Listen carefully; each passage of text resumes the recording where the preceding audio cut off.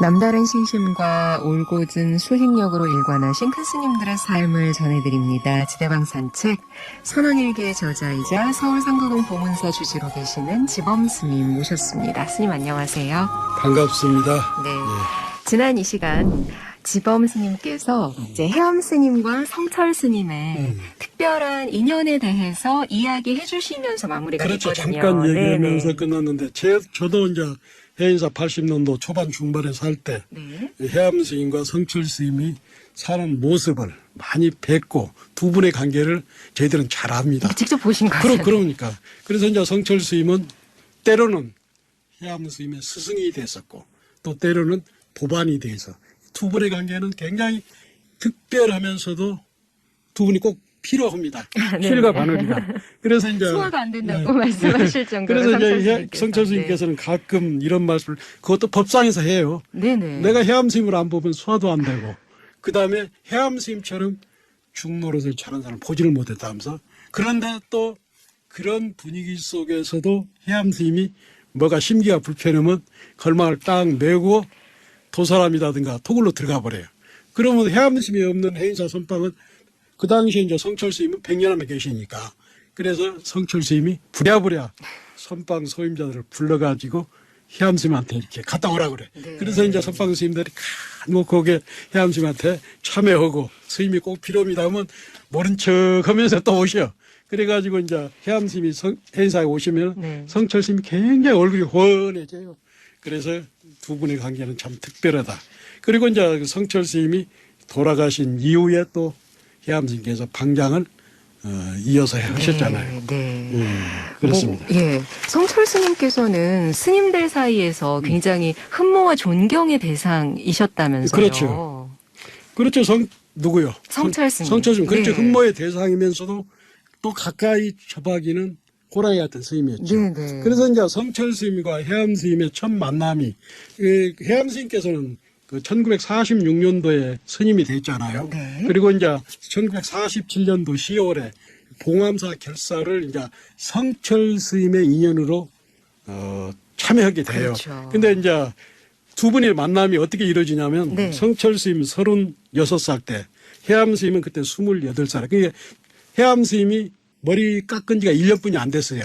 그때 해암 스님이 이제 그 해인사 터널당에 계셨는데 네. 하루는 해인사에 성철 스님이 오신 거예요. 그러니까 성철 스님이 오시니까 전 대중들이 하는 얘기가 네네. 장자부라는 스님 도인이 오셨다. 아. 장자부라 그 8년 하셨잖아요. 네네. 도인이 오셨다 하니까 해암 스님도 얼마나 반갑겠어요.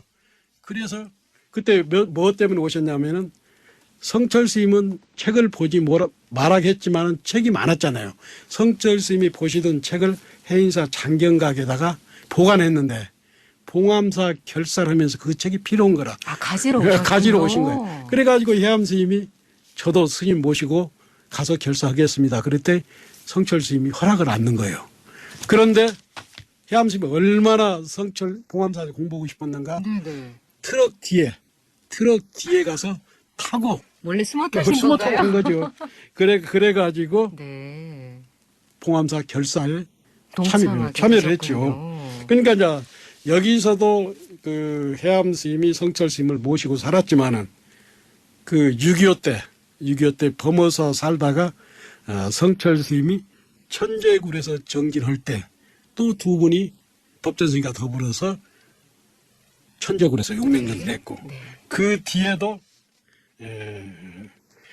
그 마산의 성주사라든가 그 다음에 성철 스님이 성전함에 가셔서 성철 스님이 그 준비를 할 때 문도 달고 창도 달고 거기 성철 스님이 들어가는 작업을 해암 스님도 같이 했어요. 그러고 나서 1967년도 해인 총림이 새로 만들어질 때 성철 스님이 해암 스님을 윤하로 청거하셔가지고 그러니까 성철 스님과 해암 스님의 관계는 한때는 때로는 해암 스님의 스승도 되지만은 또 도반도 되고 두 분의 관계는 늘 바늘과 실로 상부상조했다고 할 수 있죠. 네. 특별한 인연입니다. 특히나 봉암사 결사하면은 아주 청정한 그 원칙과 규율로 오늘날 우리 불교에 큰 영향을 끼쳤는데. 그러면요, 이 얘기를 제가 지대방 산책에서 여러 번 해서 빼려고 그랬는데, 네. 그래도 해암 스님, 성철 스님은 요 봉암사 결사를 빼고 갈 수가 없어요. 네, 이게 이제 그렇죠. 1947년도 10월 달에 부처님 법대로 살자. 기치를 내걸고 애색 불교에 벗어나 한국 불교의 전통성 회복을 위해 출발했던 봉암사 결사가 1947년도 10월에 시작됐잖아요. 네. 그때 해암 스님은 그때 당시 1946년도에 스님이 됐잖아요. 그러니까 1년 만에 봉암사 결사에 참여를 하게 된 거예요. 그래서 이제 그때 처음에 시작할 때는 4사람이 결사를 시작했어요. 자운 스님, 그 다음에 우봉 스님, 보문 스님, 성철 스님. 그러다가 이제 그 4분이 하다가 해암 스님이 참여를 했잖아요. 그리고 이제 청담 스님이라든가 법전 스님, 향곡 스님, 성수 스님, 월산 스님 이렇게 30명으로 늘어나게 되죠. 근데 비구들만 참석한 것이 아니라 나중에는 비구니 스님들도 참석했어요.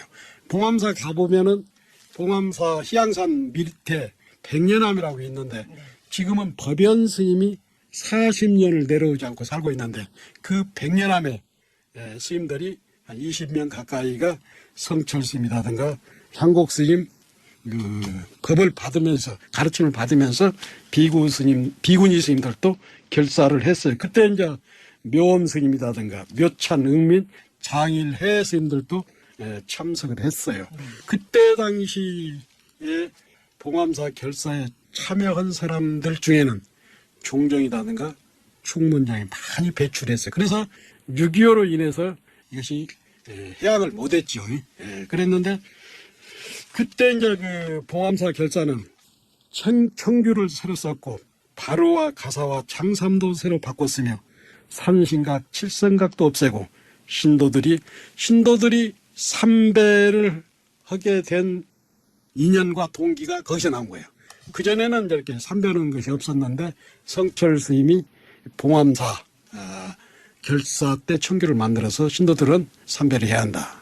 그렇게 청규를 정했죠. 그 당시에는 이제 봉암사가 어렵다 보니까 봉암사는 그때 당시만 해도 제사다든가 이런 걸 안 지냈어요. 그래서 스님들이 의무적으로 다 탁발을 했잖아요. 네. 그래서 해암 스님도 그 봉암사 사실 때 탁발 얘기를 가끔 저도 직접 들었습니다. 탁발을 나가 보면 대부분의 사람들이 어렵고 힘들게 살고 있었으며 원동설안에도 산속에 사는 사람들은 얼굴이 누렇게 뜨고 영양실조에 걸려 있었다고 말했어요. 그렇지만은 탁발을 문경이라든가 점촌이라든가 가은이라든가 이런 데 가면은 그렇게 어렵게 살지만은 경상도 신심 있잖아요. 스님들이 가면은 그때만 해도 스님들 여보백에 사니까 상을 따로 차려드려요. 상을 따로 차려드리고 그 다음에 없는 곡식이지만 탁발원 스님들에게 시주를 해요.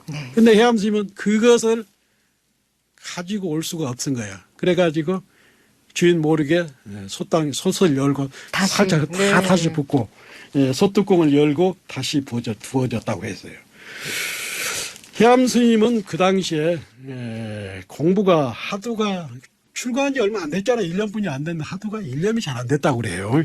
그러면서 그 당시 봉암사는 누구나 할 것 없이 능엄주를 외워서 아침 애불 때마다 능엄주를 다 외웠어요. 네. 근데 해암 스님만은 안 했다고 그래요. 외우지 않았다고 그래요. 그래서 이제 봉암사 그 당시 호라이가 성철 스님이잖아요. 해암을 부른 거예요. 왜 너는 능엄주를 외우지 않느냐. 네네. 그러니까 그때 해암 스님이 이렇게 대답을 해요. 주력 수행은 잠에 대한 이게 주력하는 것 능엄주를 외우는 것은 잠에 대한 마장을 없애기 위해서 하는 것인데 저는 지금 잠을 자지 않습니다. 그래서 저는 능엄주를 외울 필요가 없습니다. 일종씩 장자부라를 하니까 저는 능엄주는 잠의 마장을 없애게 하는데 저는 이렇게 잠을 안 자고 정진하는데 능엄주 따로 안 하려고 합니다. 그러니까 성철스님이 아무 말도 안 하면서 암암리에 허락을 한 거예요. 네.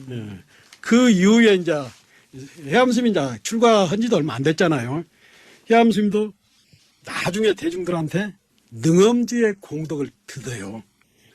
당시 대중들은 능엄주의 공덕이 커서 1만 8천독을 하면은 삼매 무상정이라는 삼매 되는데 이 공덕이 있다고 듣다 보니까 해암스님도 어느 날 나도 외워야 했다는 생각이 드는 거예요. 그래가지고 해암스님이 봉암사를 나옵니다. 그래 탁발을 하고 나와가지고 거기서 한 7, 80미 떨어지는 김용사 도서람인가 금선된가를 갑니다. 네. 그래서 머리가 좋으니까 해암스님도 능엄주를 외우는 거예요. 며칠 외우다 보니까 싹 능엄주가 들어오는 거예요. 그러는데 능엄주는 딱 외우는데 하두가 없어지는 거예요. 그래서 그 망상이 그래서 이제 걱정이 되잖아요. 네. 그래서 능엄경을 봐야겠다. 그래서 그 큰절에 가서 김용사 가서 능엄경을 해암스님께서 자세히 읽어. 근데 능엄경에 이런 말씀이 있어요. 부처님이 제자 아란에게 묻는다. 아란아, 저녁 어두운 때 내 눈이 보느냐 못 보느냐. 그때 아란이 이렇게 대답을 하죠. 세존이시여 보지 못합니다. 내 눈이 보지 못하는데 어떻게 어두운 것을 아느냐. 그러니까 이 구절에서 해암스님이 환해짐을 느낀 거예요.